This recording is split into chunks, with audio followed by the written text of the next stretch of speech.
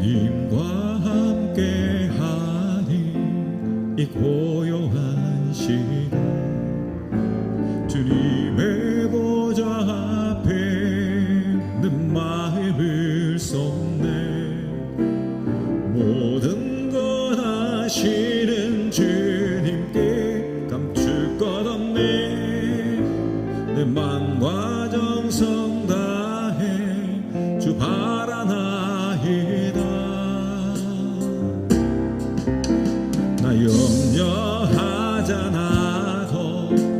내 쓸 것 아시니 나 오직 주의 얼굴 구하게 하소서.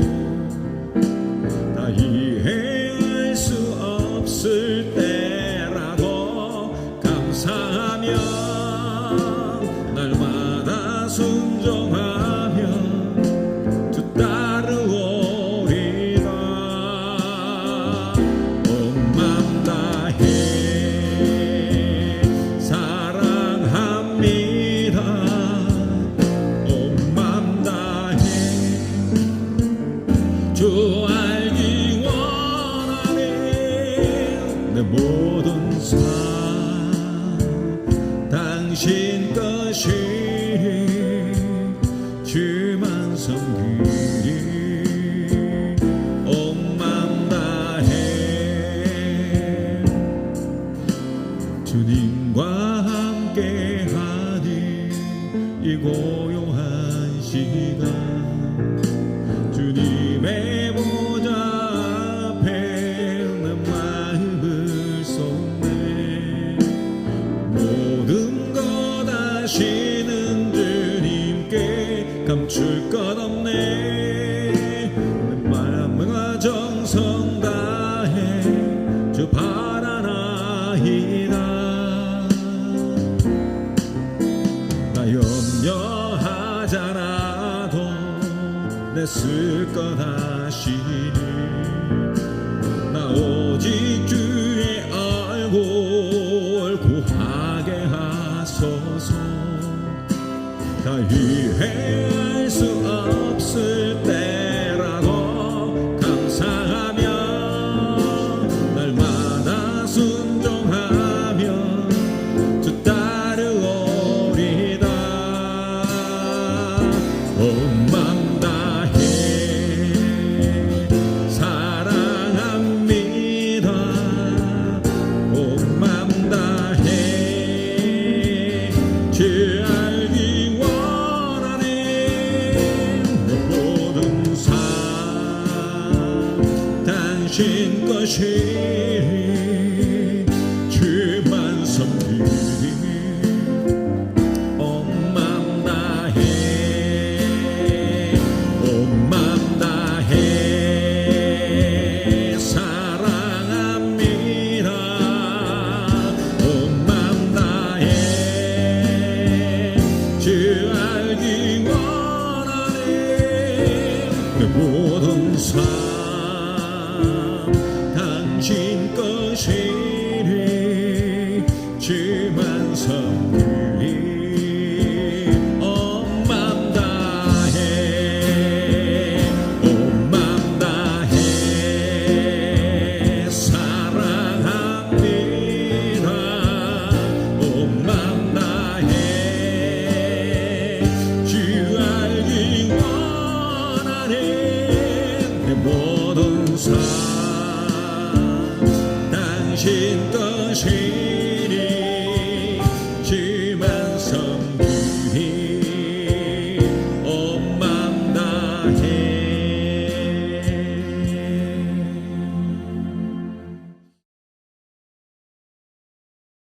예수 존귀한 주 이름 예수 찬양합니다. 뛰어난 위엄의 주 이름은 온 땅과 하늘을 외치리. 예수님 하나님 영광 돌리며 주를 높이리 존귀 찬양되리라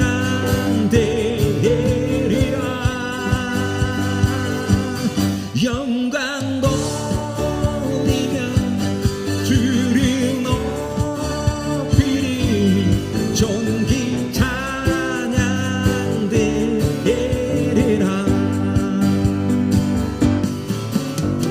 예수 주께 경배하며 예수 의지합니다 주님은 왕의 왕이 되시니 만물의 노래하겠네 예수는 하나님 영광 돌리며 주를 높이리 존귀 찬양되리라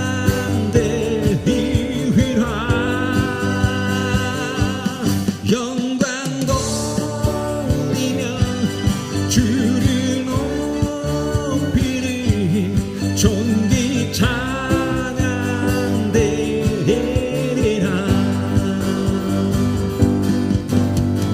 예수 하나님의 황제 예수 기쁨 되신 주 위험해 주님 다시 오심을 모든 사람이 보리라 예수는 하나님 영광 돌리며 주를 높이리 존귀 찬양되리라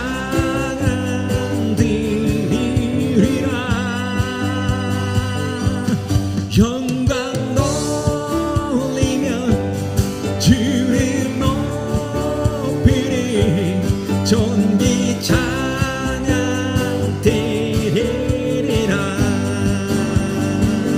하늘의 영광 하늘의 영광 나의 맘속에 장어는 넘쳐 할렐루야를 힘차게 불러 영원히 주를 찬양하리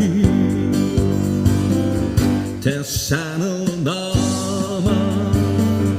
험곡에 가도 비 가운데로 걸어가면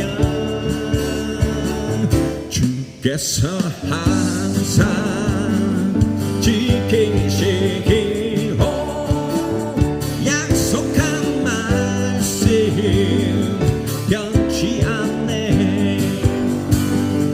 하늘의 영광 하늘의 영광 나의 맘속에 차고도 넘쳐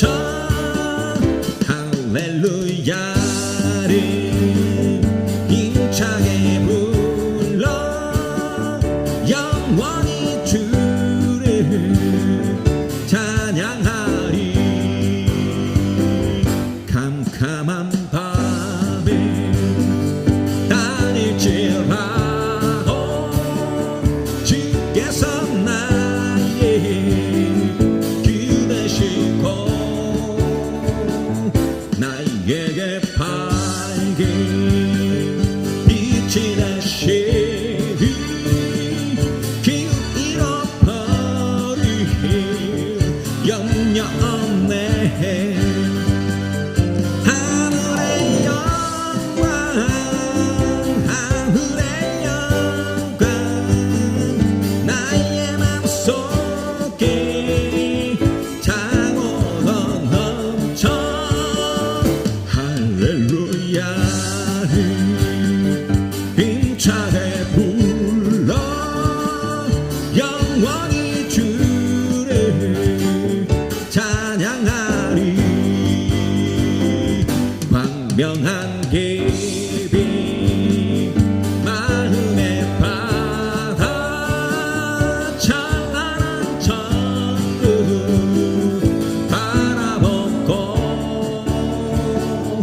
할렐루야를 힘차게 불러 날마다 빛에 걸어가리 하늘의 영광 하늘의 영광 나의 맘속에 장어도 넘쳐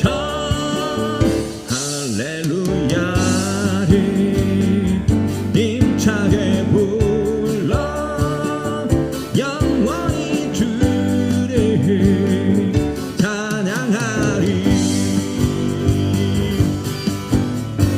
오 자유 오 자유 나는 자유하리라 비록 얽매였으나 나는 이제 돌아가니 자유 주시는 내 주님께 슬픔 없네 슬픔 없네 슬픔 눈물 없으리 비록 얽매였으나 나는 이제 돌아가리 자유 주시는 내 주님께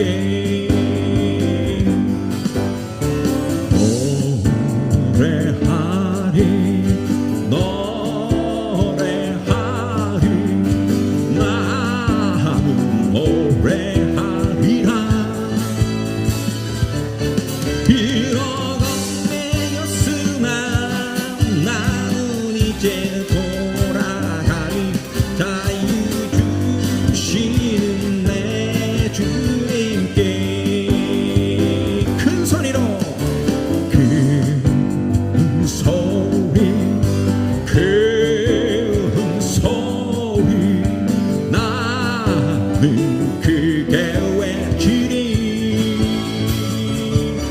비록 얽매였으나 나는 이제 돌아가리 자유 주시는 내 주님께 기도하리라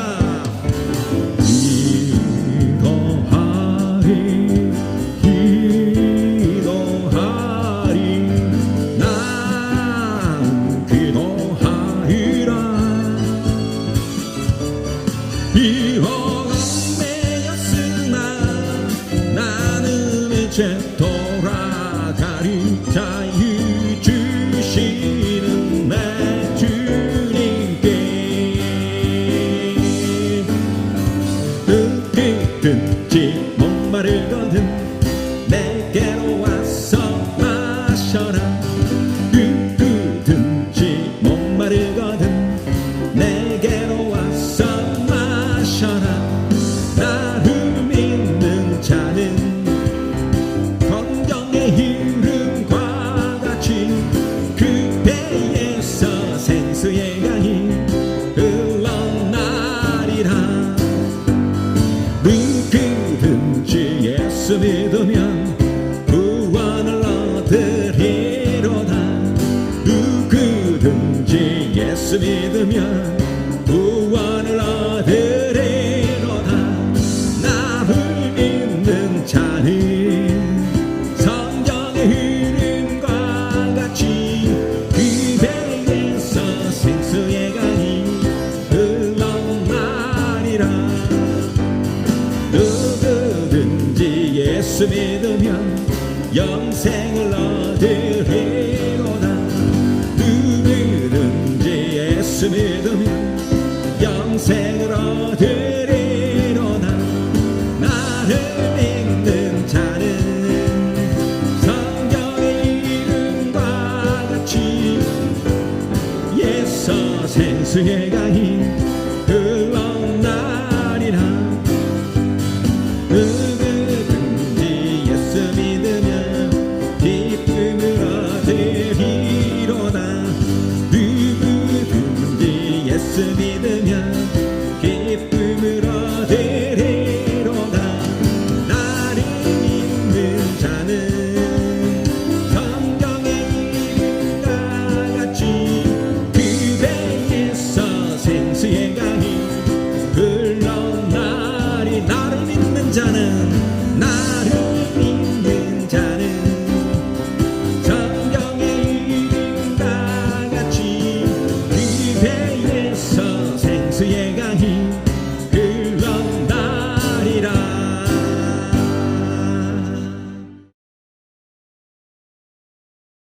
외로울 때 주님의 얼굴 보라. 평화의 주님 바라보아라. 세상에서 시달린 친구들아, 위로의 주님 바라보아라. 이들들아 주를 보라. 내 모든 염려 주께 맡겨라.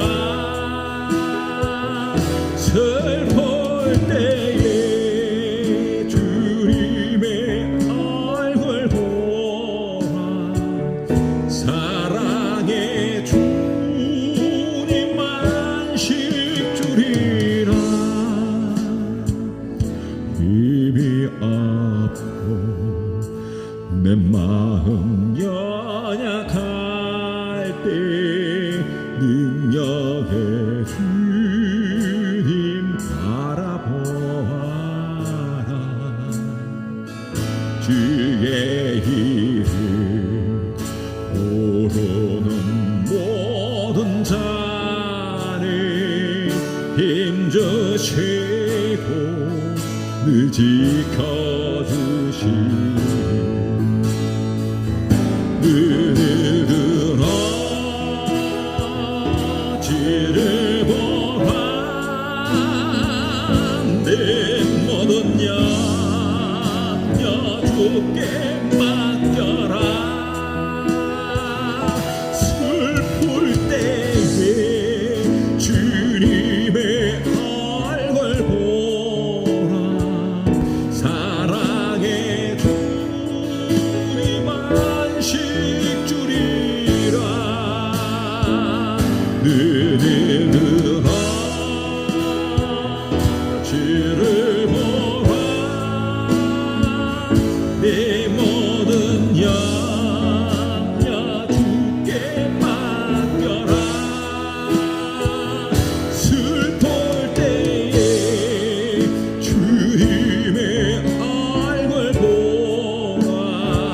사랑의 주님 안식 주리라. 눈을 들어 주를 보라. 내 모든 염려 주께 맡겨라. 슬플 때에 주님의 얼굴 보라. 사랑의 주님 안식 주리라.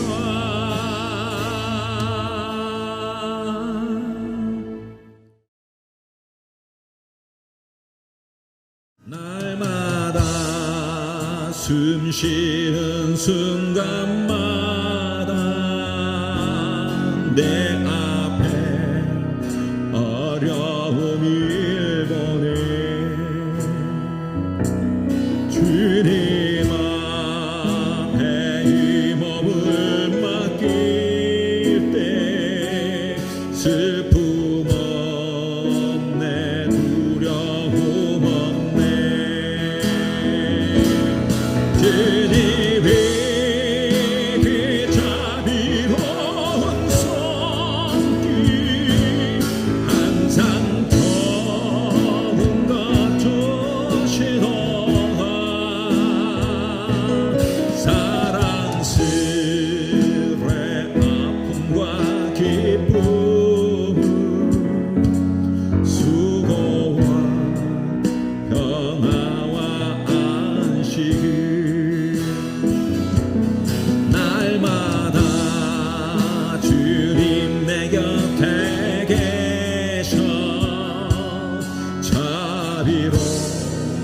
날 감싸주시네.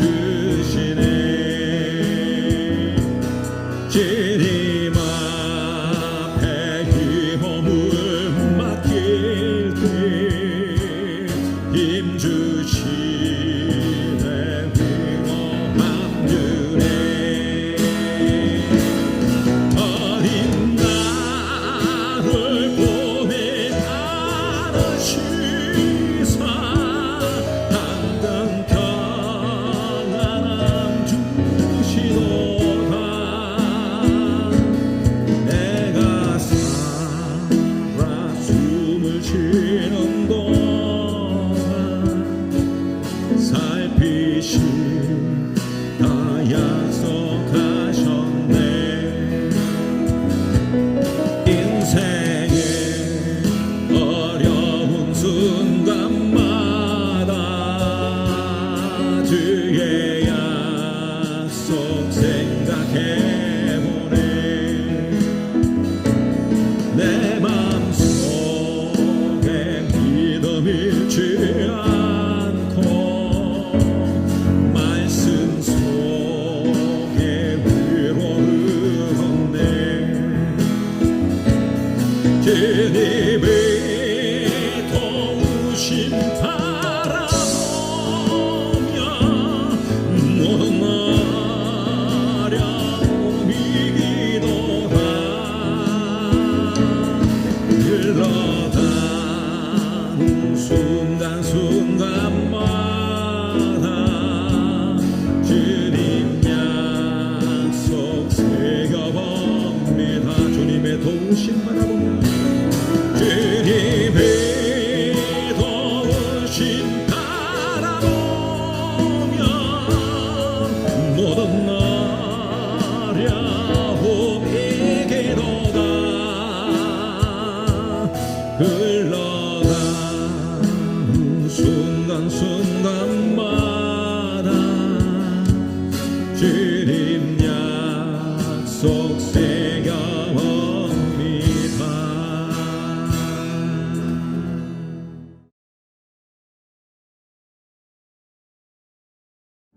주님 손에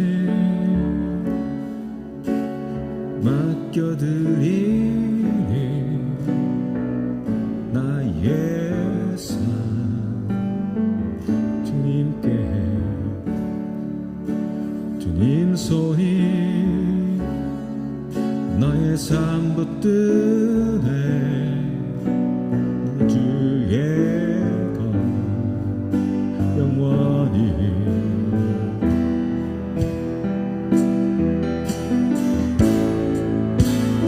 내가 믿는 분 예수, 내가 속한 분 예수, 삶의 이유 대신에 내 노래 대신에 진으로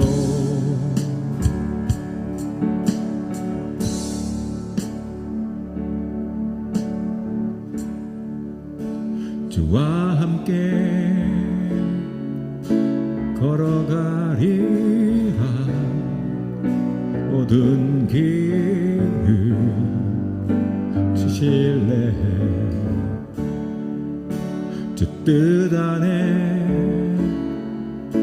나 살아가리. 주의 약속을 영원히.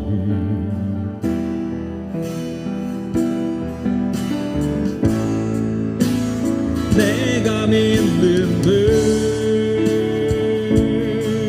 예수, 내가 속한 분 예수, 삶의 이유 대신에 내 노래 대신에 전심으로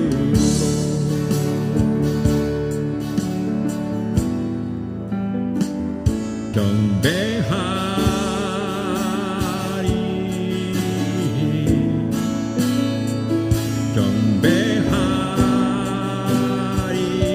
경배하리라.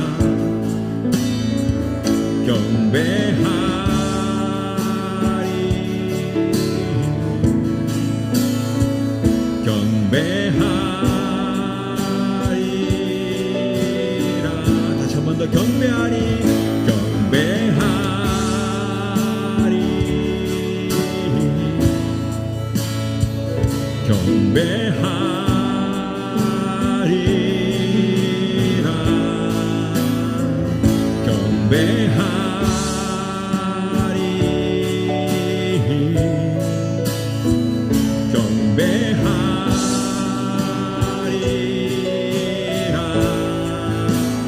내가 믿는 예수, 내가 속한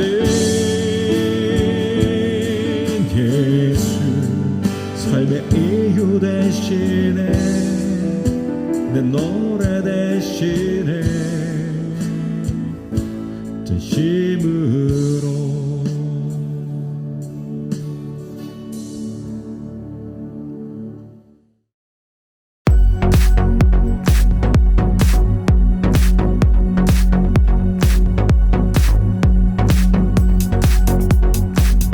요즘 TV나 OTT, 개인 방송 등 다양한 플랫폼에서 요리를 주제로 하는 콘텐츠들을 볼 수 있습니다.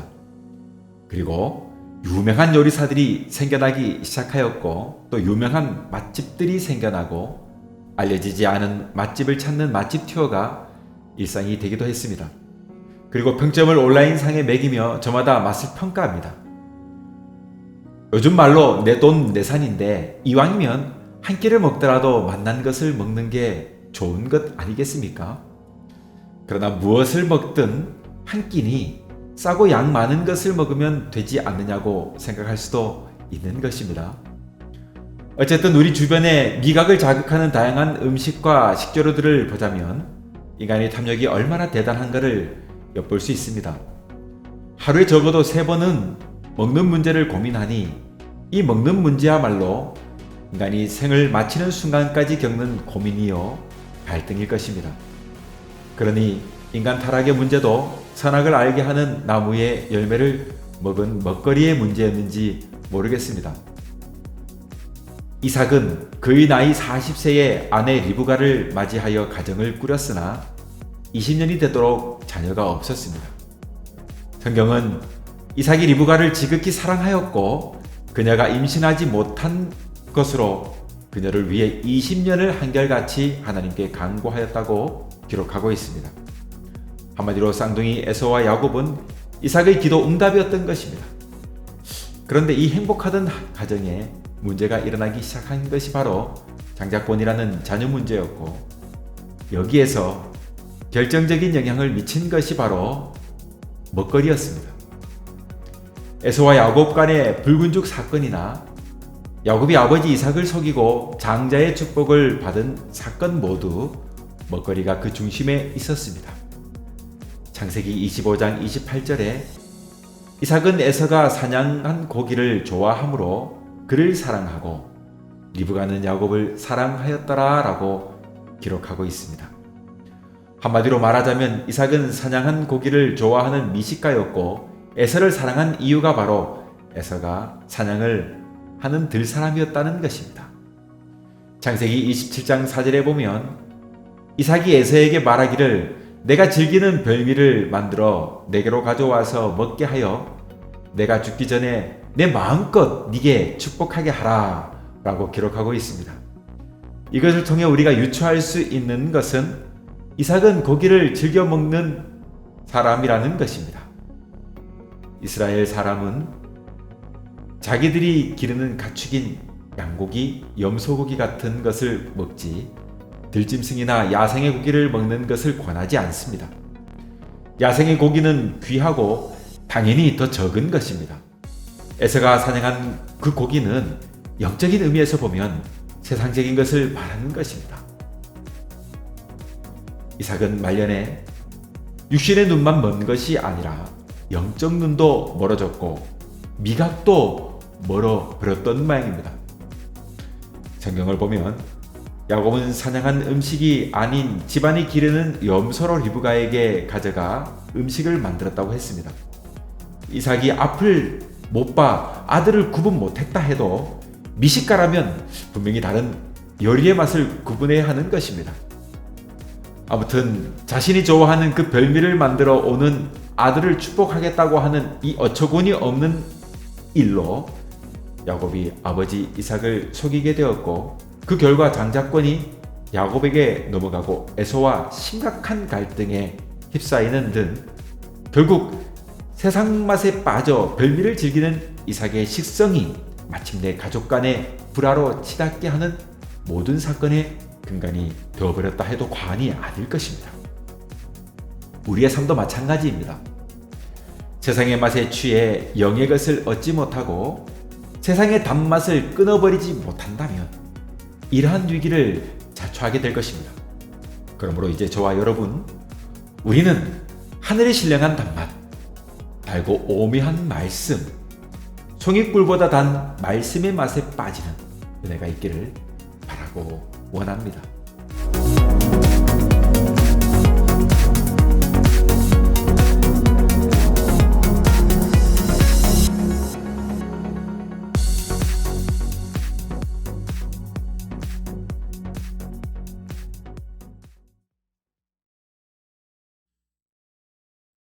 함께 나눌 하나님의 말씀은 창세기 25장 10절로 34절까지 말씀입니다. 25장 20절로 34절.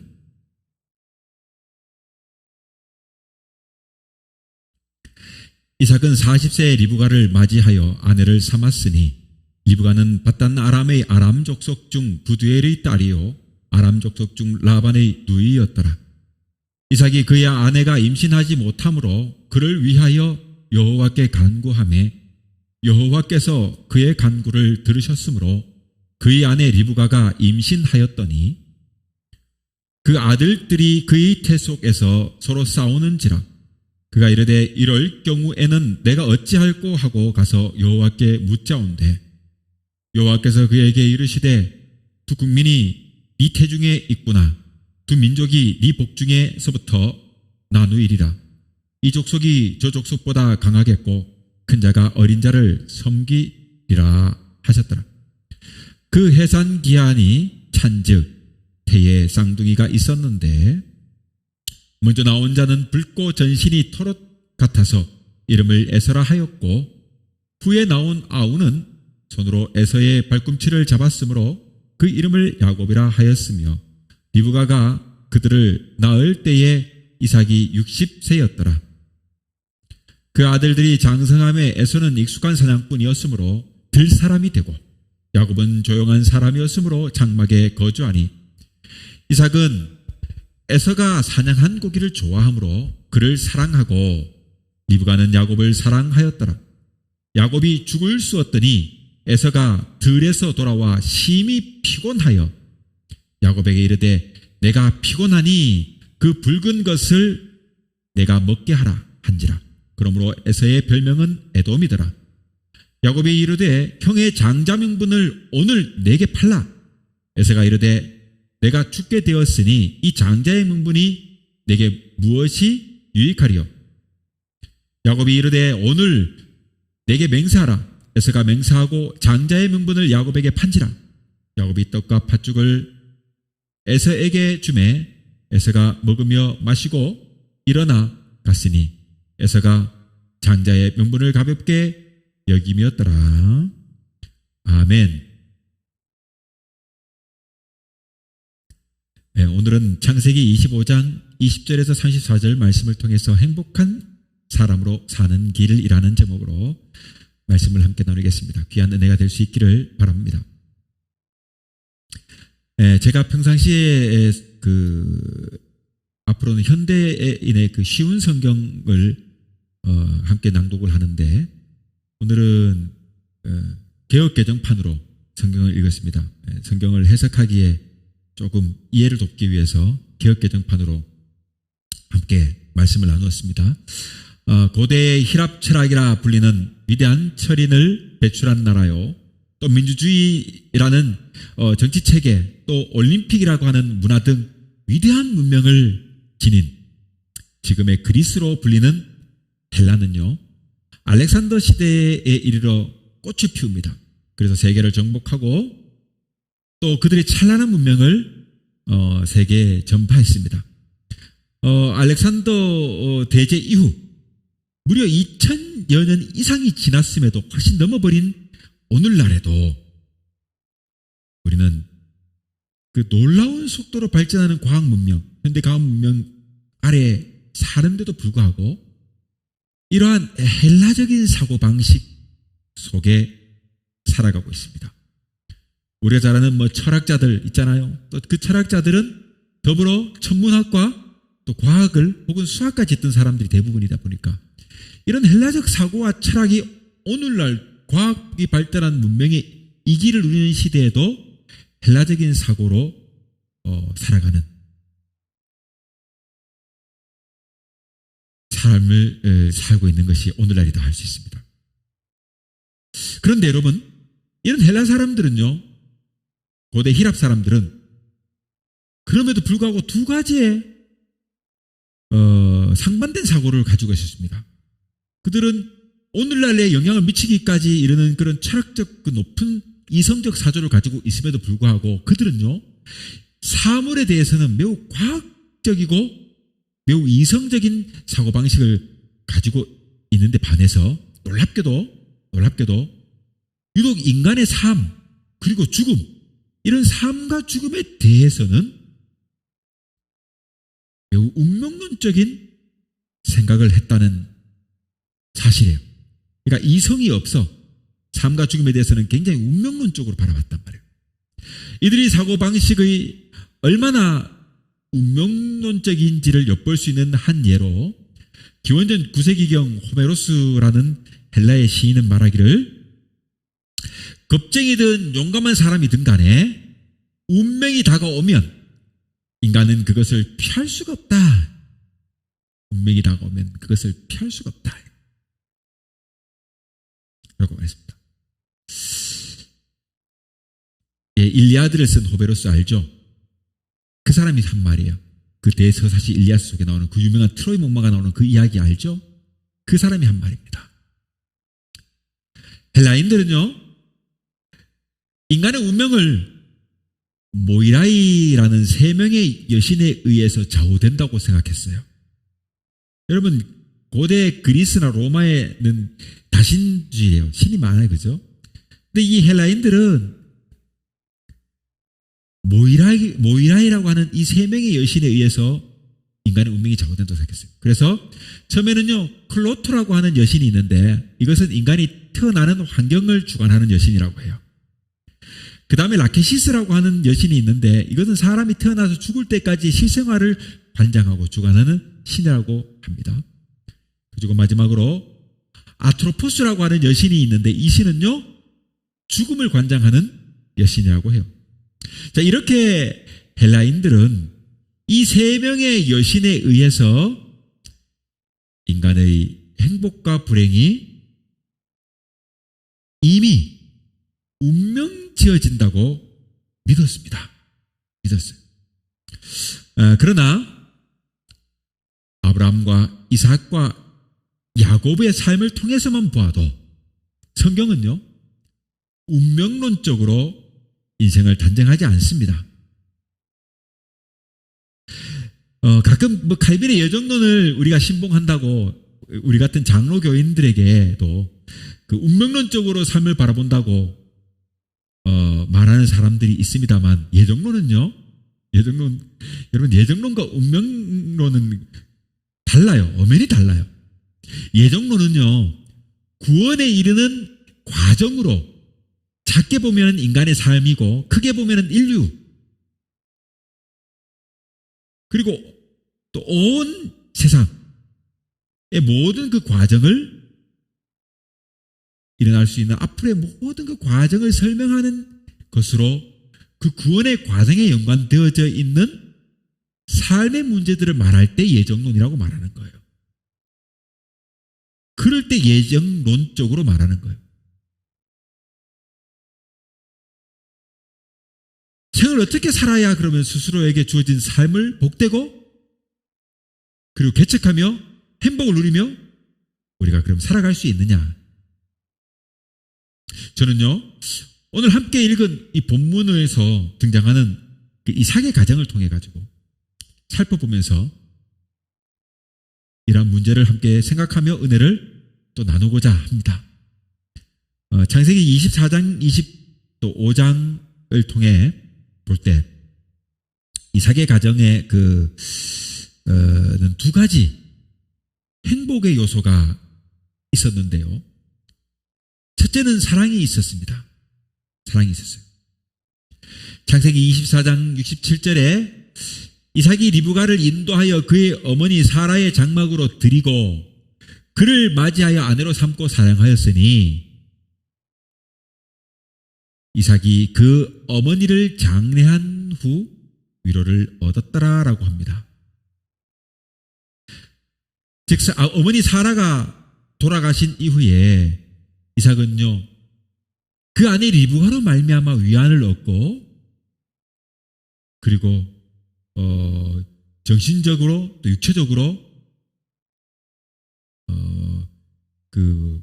위로를 얻고 위안을 얻으며 그렇게 살아갈 수 있었다는 거예요.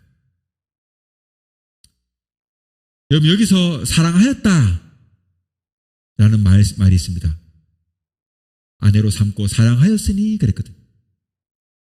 이 말은요 그 히브리어로 아헤브라고 하는 단어가 사용됐습니다. 아헤브.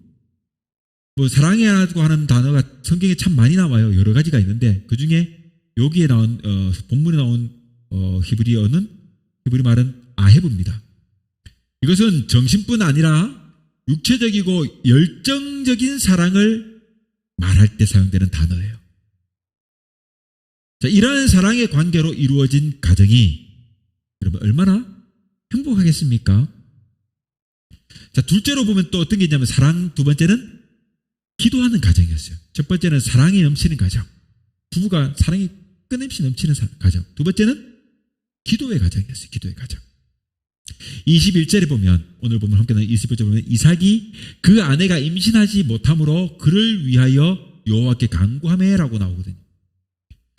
본문 21절에서 이삭이 리브가를 위해 간구했다고 하는데 여기에 쓰인 간구하다고 쓰였던 이 구절의 히브리 말도 마찬가지로 아타르라고 하는 히브리 단어가 사용됐습니다. 아타르. 여러분 성경에 보면 기도라고 기록된 때 사용하는 단어가 한 12가지 정도 이르는데요. 그 중에 이 아타르라고 하는 그 글귀가 사용됐을 때는요, 이 단어는요, 일평생 하나님 앞에 향을 계속해서 피우는 것을 의미하는 단어로 이를 해석할 때 학자들은 보편적으로 탄원한다라는 말로 해석한다고 합니다. 향을 계속해서 피운다. 일평생 동안 향을 계속해서 피운다. 그게 간구하는 거예요.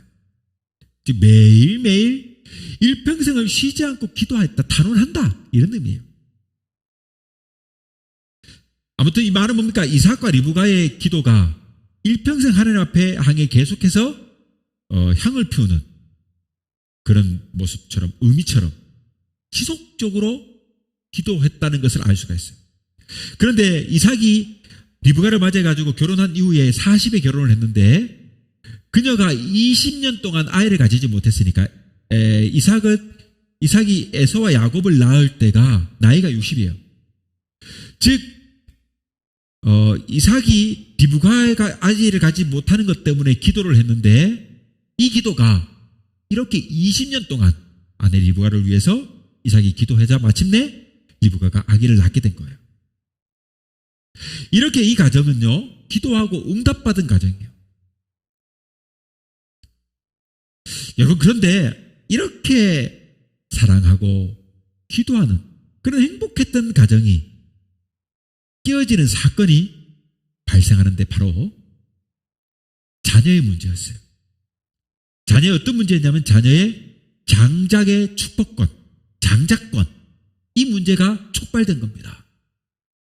창세기 27장 41절에 보면 그의 아버지가 야곱에게 축복한 그 축복으로 말미암아 에서가 야곱을 미워하여 심중에 이르기를 아버지를 곡할 때가 가까웠은즉 내가 내 아우 야곱을 죽이리라 하였더니 무슨 얘기냐?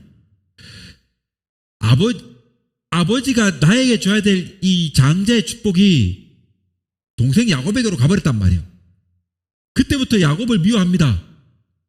근데 재미있는 것은 오늘 함께 나눈 본문에서 보면 팥죽 한 그릇에, 붉은 죽 한 그릇에 어떻게 써요? 우리나라 말로 번역을 하다 보니까 팥죽이라고 나왔지만 뭐 그냥 붉은 죽이라고 표현하는 게 낫겠죠? 이 붉은 죽 한 그릇에, 그래서 그 이름이 에돔이 됐으니까요. 그 별명이 이 붉은 죽, 팥죽 한 그릇에 장자의 문물을 팔았잖아요. 업신여기고 가벼이 여겼단 말이에요. 그리고 이후에 아버지가 앞을 잘못 볼 때 야곱이 아버지를 속이고 형 에서가 가져야 될 축복을 뺏었잖아요. 이렇게 뺏고 나니까 이 에서가 이제 심중에 야곱을 미워하기 시작하고, 이제 아버지가 나이가 많아서 곧 죽을 때가 되니까 아버지를 곡할 때가 가까웠은즉, 나이 많은 아버지가 이제 곧 있으면 돌아가실 거니까 이때가 가까워요. 점점 늙어지니까. 그러니까 이제 생각합니다. 내가 내 아우 야곱을 죽이리라. 어머요, 여러분, 지금 형제지간에 뭔 일이 벌어집니까? 마음에 지금 살인이 지금 들끓고 있는 거예요. 이 많이 본 장면 아닙니까? 이 장면? 무슨 장면? 가인과 아벨의 그 사건 장면하고 유사하죠, 지금? 이 열등감과 이 오해, 하나님이 받으시는 제사 때문에 자기 걸 안 받으니까 화난 걸, 자기 잘못을 보지 않고 그 잘못을 동생으로 돌려가지고 죽였던 그 가인, 아벨을 죽였던 이 모습과 똑같은 모습을 보지 않습니까? 그죠? 지금 아버지로부터 뺏겨버린 장자권 때문에 자기의 잘못을 보지 못하고 오히려 동생을 죽여야 되겠다. 장자의 명분을 가벼이 여겼던 자기 자신의 과거가 있잖아요. 그런데 지금 이 장면이 나옵니다. 지금 죽이리라 하고 에서가 지금 동생을 결심하는 거예요. 동생을 죽이기 결심하는 거예요. 그럼 결국 동생 야곱은 형 에서를 피해가지고 어떻게 돼요? 마침내 도망합니다. 그죠? 그래서 외삼촌 라반의 집이 있는 바단 아람으로 도망해서, 여러분 7년을 하루같이 사랑하는 것을 여러분 14년을 하고, 어쨌거나 아마 이렇게 해가지고 돌아올 때까지 20여 년의 세월이 흐르잖아요. 고향으로 돌아올 때까지. 여러분 이렇게 해서 20여 년 가까이를 가족과의 관계가 끊어져 버렸어요. 그렇게 살았어요, 야곱은. 여러분 또한 에서도 마찬가지로 에서대로 이 장자의 축복을 빼앗기고 나서 마음이 불편해져요. 그래서 남쪽으로 가가지고 부모와 관계를 끊고 그렇게 살아갑니다. 이렇게 여러분 가족과 헤어진 채 외롭게 살다가 리브가가 어떻게 죽었는지 성경에 지금 기록되지 않아요. 리브가가. 그래서 리브가가 어떻게 죽었는지 몰라. 어떻게 리브가도 죽고 이삭도 나이가 많아져 눈이 멀어져서 185세의 나이에 죽습니다. 죽어요. 여러분 그렇게 죽고 나서 리브가가 웃긴 게, 성경을 보면 재밌는 게 리브가의 죽음에 대해서 기록되지 않은데 리브가와 함께 왔던 유모, 두브라라고 한 유모가 있는데 유모의 죽음은 또 기록되어져 있어요. 그래 참 묘해요, 성경이. 아무튼 간에 그렇게 죽어버려요. 이렇게 사랑하고 기도 생활하고 열심히 하던 이런 그 참 아름다웠던 가정이었는데요. 뒤는 좋지를 못해요. 그죠? 불행하게 그렇게 되는 이 이야기. 이런 이야기에서 우리는 여러 교훈들을 얻게 되는 거예요. 저는 본문에 등장하는 이삭, 그리고 리브가, 에서, 그리고 야곱, 이 네 명의 사람들을 함께 살펴보면서 우리가 의미 그리고 교훈을 함께 찾아보고자 해요. 첫째로 보면 리브가가 나오는데, 그죠? 리브가는요, 우리 함께 읽은 본문에서 알 수 있는 게 뭡니까? 아이를 낳지 못하는 여자였다는 거예요. 물론 에서와 야곱을 낳았습니다만은 어쨌거나 20여 년 가까이를 아이를 낳지 못하는, 그래서 21절에 보면 리브가가 아이를 낳지 못하여라고 하는 말씀이 있어요. 창세기 24장 67절에 보면 이삭은 리브가를 사랑하였다고 말해요. 사랑했다. 여러분 남편이 전심을 다해서 아내를 사랑해요. 남편의 사랑을 받으면서도 아이를 낳지 못했다는 것. 얼핏 보면 이것은 신체적으로 문제가 있었는지도 몰라요. 그러니까 성경에 보니까 이삭이 리브가를 위하여 하나님께 간구했다 그랬어요. 여호와께 간구했다. 그러니까 이런 정황으로 봤을 때 아무래도 이 리브가 쪽에 문제가 조금 있었던 것이 아닌가 하는 생각도 들어요. 물론 아닐 수도 있겠죠. 그래서 대부분의 아이를 낳지 못하는 가정의 모든 대부분의 문제는 남자에게 있지 여자에게 있지 않거든. 또 때로는 남자만 놓거나 딸아이만 놓거나 아들만 놓는 집도 다 남자의 문제지 여자의 문제는 없어요. 그게 의학적으로 그렇대요. 어쨌거나 이런 신체적인 뭔가 문제가 있었는지도 몰라요. 모를 일이에요. 아무튼 여기에 우리가 알 수 있는 건 여자가 이 아이를 낳지 못한다는 말. 여기서 아이를 낳지 못했다고 하는 오늘 21절에 사용된 이 말에 사용된 단어가 아까르거든요. 아까르는 열매를 맺지 못한다는 의미예요. 열매를 맺지 못한다. 여러분 마태복음 7장 10절에서 2절에 보면 그들의 열매로 그들을 알지니 가시나무에서 포도를 또는 엉겅퀴에서 무화과를 따겠느냐. 이와 같이 좋은 나무마다 아름다운 열매를 맺고 못된 나무가 나쁜 열매를 맺나니 좋은 나무가 나쁜 열매를 맺을 수 없고 못된 나무가 아름다운 열매를 맺을 수 없느니라.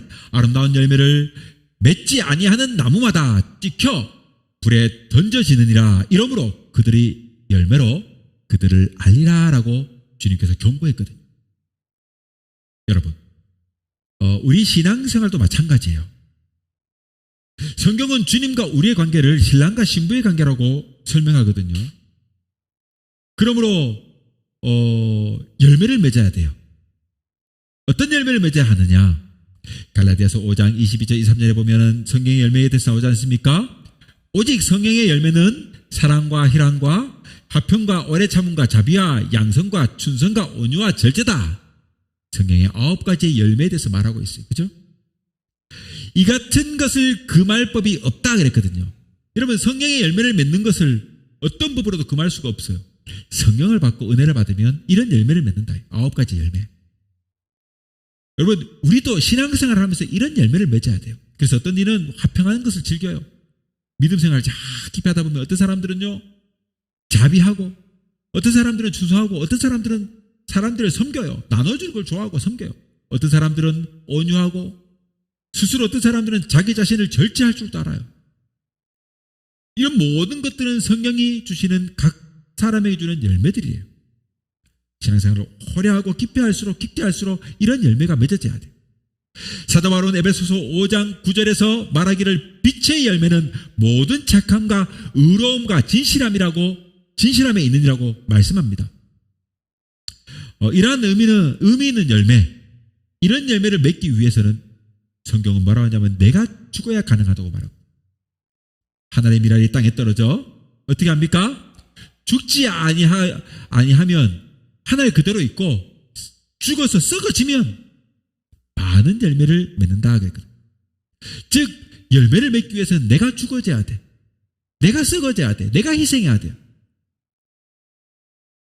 교회도 내가 희생해야 교회가 아름답게 성장하고 내가 조금 더 무릎을 꿇어야 문제가 해결되는 거예요.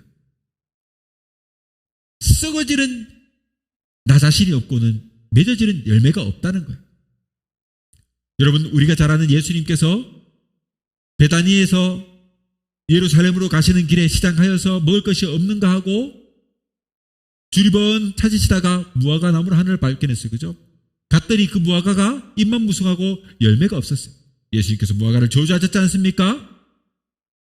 그리고 여러분 다음에 그곳에 가다 보니까 저주했던 무화과 나무가 뿌리로부터 바짝 말아버린 걸 알 수 있어요. 알게 된 거예요. 여러분 놀랍게도 그때가 언제입니까? 우기였어요.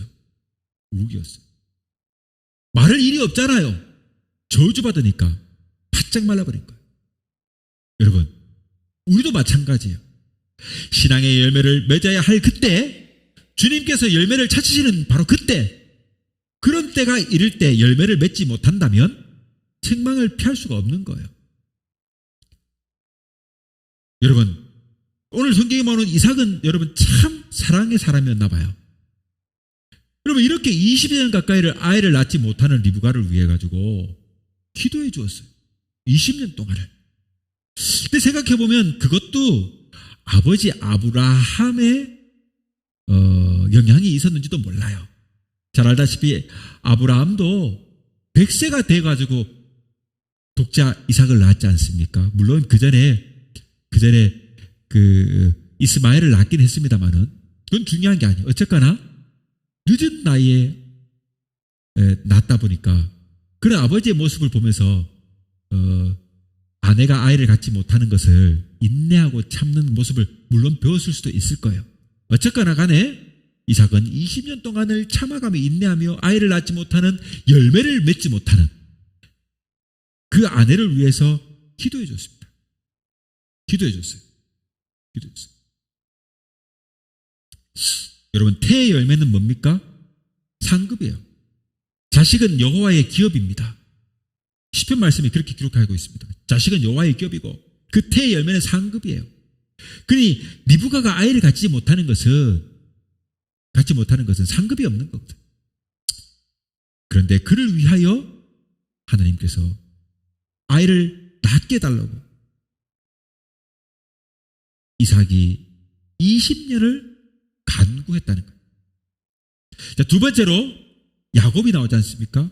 이 야곱은 에서의 발꿈치를 잡고 태어났어요. 여러분, 발꿈치를 잡았다 하는 히브리 말은요, 부리로 남의 뒤통수를 갈기고 탈취한다는 의미를 가지고 있어요. 뒤꿈치를 잡는다.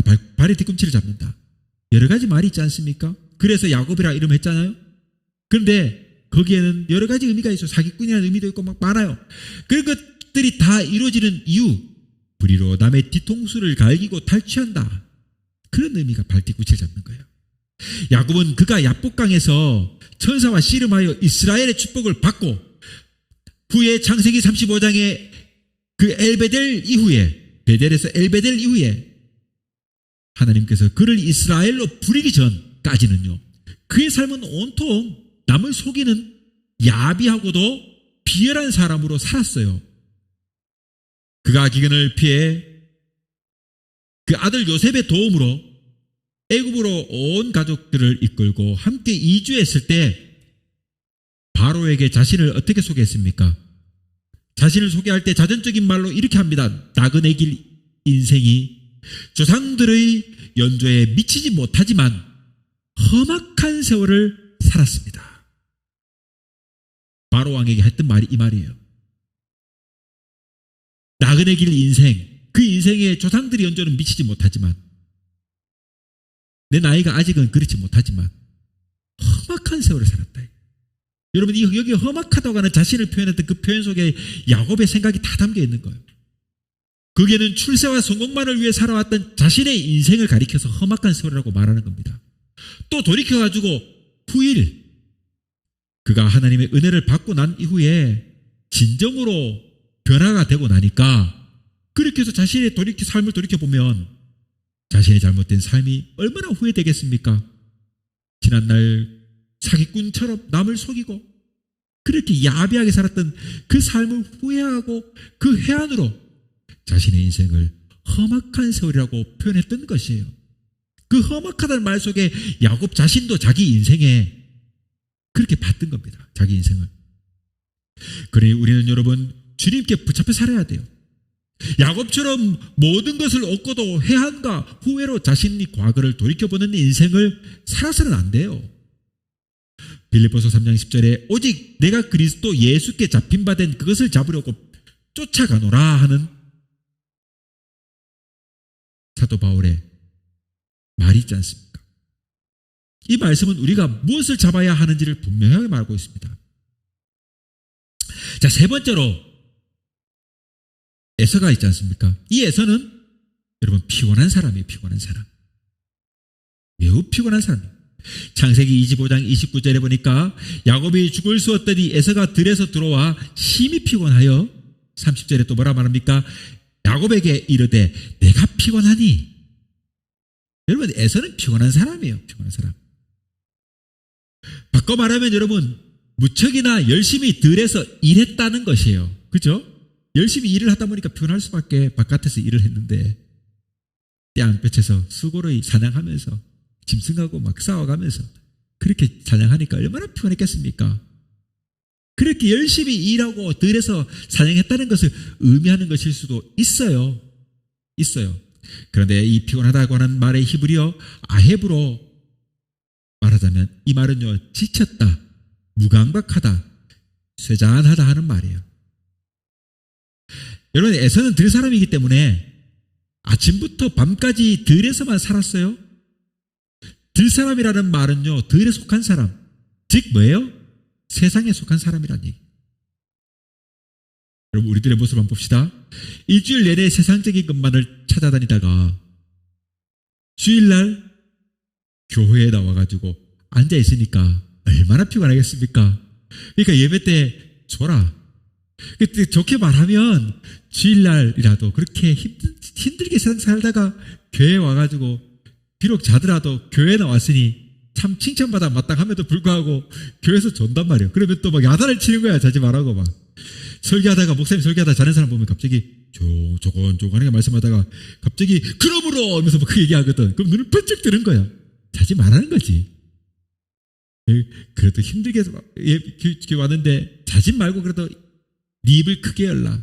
내가 채워주리라, 부어주리라. 이 말씀을 믿고 입을 크게 열어야 은혜도 받지 않겠습니까? 여러분, 세상에 힘들게 사는 거예요. 피곤하게 사는 거야. 여러분, 오늘날도 보세요. 사람들마다 돈에 미쳐가지고 살아가요. 정말로 돈, 눈이 막 불똥을 튀고 땅 사고 뭐 하고 막 난리가 나요. 주식도 하고 뭐 하고 돈 되는 것들은 막 온갖 것을 다 합니다. 저도 마찬가지. 그렇게 피곤하게 살아요. 이렇게 세상 속인 것에 빠져 살다 보면 피곤해요. 오늘날 성도들을 보면 참 피곤한 사람들이 많아요.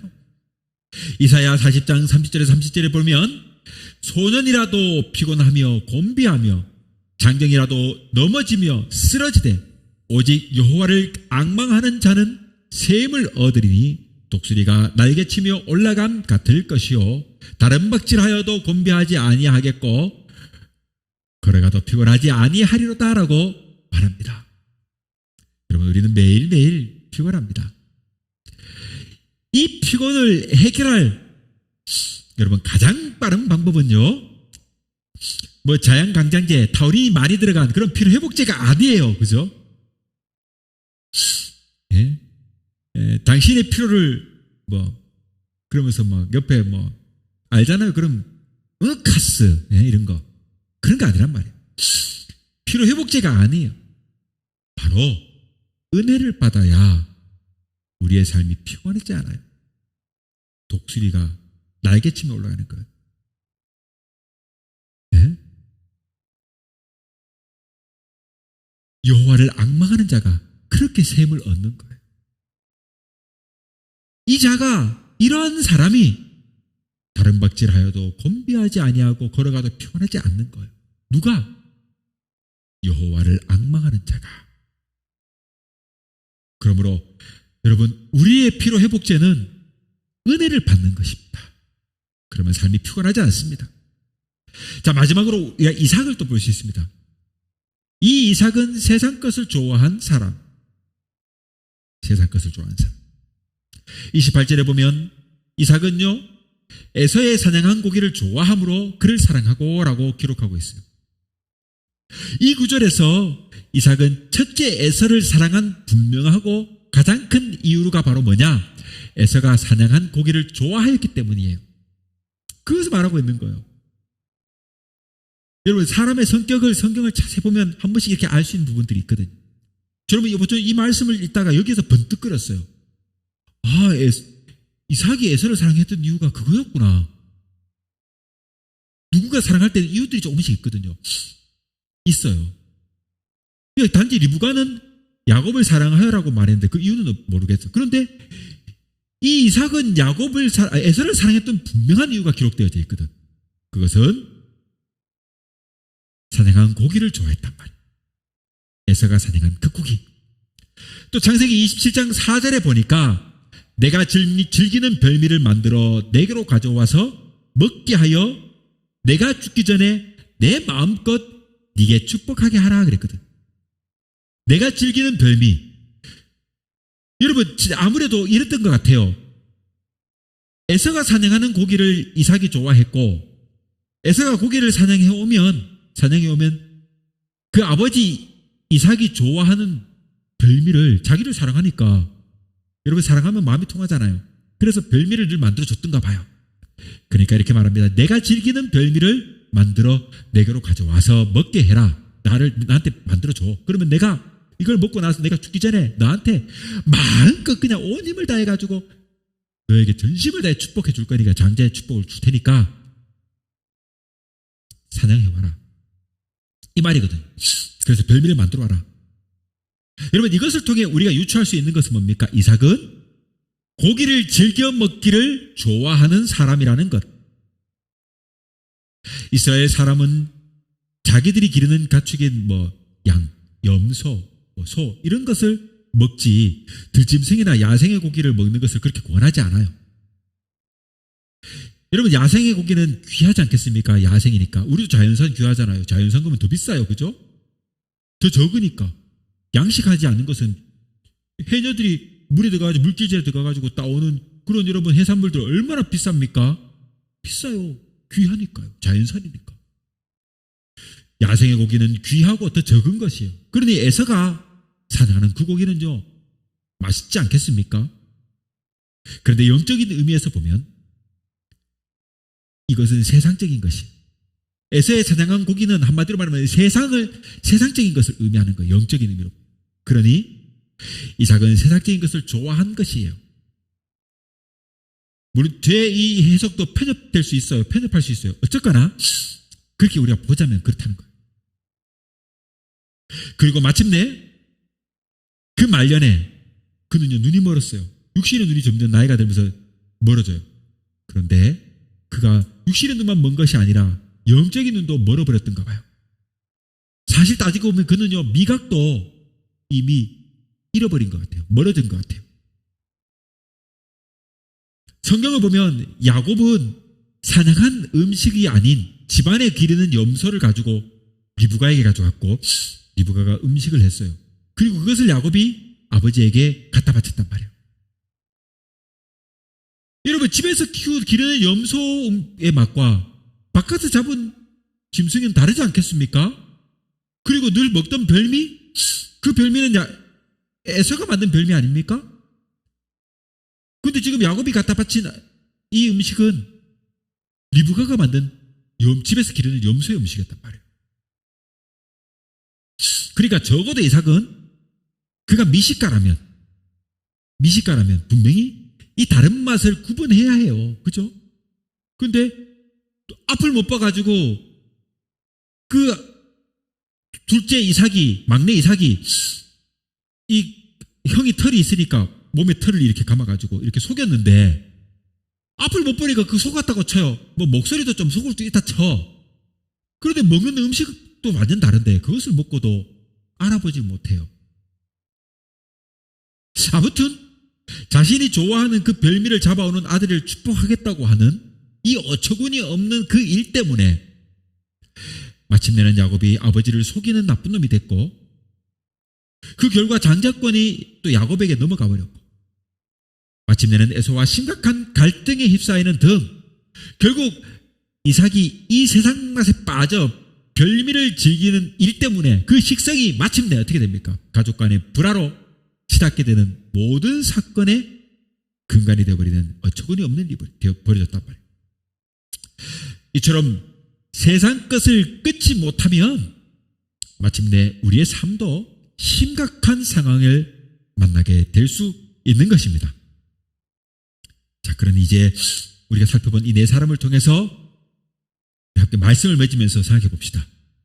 사랑하는 여러분, 우리는 이 이삭의 가정에 등장하는 이 네 명의 인물들을 살펴보면서 많은 은혜가 있어야 돼요. 인생의 마침에 있어 결코 후회와 회한이 없는 삶을 살아야 됩니다. 세상 것을 끊어버리지 못하면 모든 일에 화근이 되는 일을 겪게 되는 거예요. 그러니 우리가 세상을 끊어야 돼요. 세상의 미련을 버려야 돼요. 세상에 좋은 것을 그리스도를 위하여 배설물로 여겼던 그 바울의 그 고백이 우리의 고백이 되어야 돼요. 그렇게 끊어버려야 돼요. 이 이삭의 가정의 처음 시작처럼 기도하고 그 20년 동안 한결같이 향이 끊어지지 않기를 기도했던 그 기도처럼, 간절하게 기도했던 그 기도처럼 가정이 기도하고, 또 여러분 아내와 남편의 그 사랑이 맺어졌던 아름다운 그 사랑, 끊이지 않는 이삭과 리브가의 사랑처럼 끊이지 않는 사랑, 이 사랑이 넘쳐나야 돼요. 여러분, 자녀의 문제가, 가정마다 자녀의 문제가 있지 않습니까? 이 자녀의 문제가 은혜를 없는 화가 되지 않기를 바라요. 자녀의 문제가 여러분 반드시 이 자녀가 겪게 되는 모든 문제가, 때로 어려운 일도 있어요. 살다 보면 자녀 문제로 어려움을 겪어요. 그런데 이 자녀의 문제가 여러분, 그때는 어렵고 힘들지만 그 파고를 넘다 보면 그 문제가 마침내는 돌이켜보니까 축복을 받기 위한 은혜의 과정이었구나 하는 것을 깨닫는 자녀의 문제가 될 수 있기를 바라요. 여러분, 지금 어려운 자녀의 문제가 있습니까? 그 문제는 마침내는 은혜의 축복으로, 축복의 은혜로 신앙 고백이 되어질 수 있는 그 과정이 될 수 있기를 바랍니다. 그래서 마침내는 이런 넘치는 은혜가 날마다 넘치는 가정이 되기를 바라요. 여러분, 부부가 사랑할 때 이 사랑이요, 백년해로 하는 사랑이 되기를 바라요. 오늘 얼마나 사람들이 엔조이합니까? 쉽게 만나고 쉽게 헤어져요. 여러분, 결혼도 할 때는 뜨겁죠. 얼마 지나자 서로 갈라져 버려요. 여러분, 이렇게 짧게 맺어지는 사랑이 아닌 백년해로 하는 아름다운 사랑이 될 수 있기를 바라요. 예수님만 섬기는 열매 맺는 그런 복된 우리의 삶, 또 우리의 가정, 그리고 내가 만나는 모든 주변들이 될 수 있기를 주님의 이름으로 축원합니다. 주 은혜 날 채우시네. 나 약할 때 주 나 온전케 내 마음 모두 주께 드리네. 그 은혜 날 채우시네.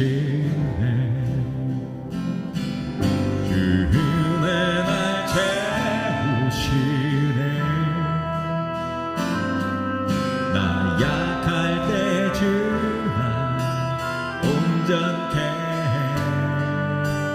내 마음 모두 주께 드리네. 그 은혜 날 채우시네.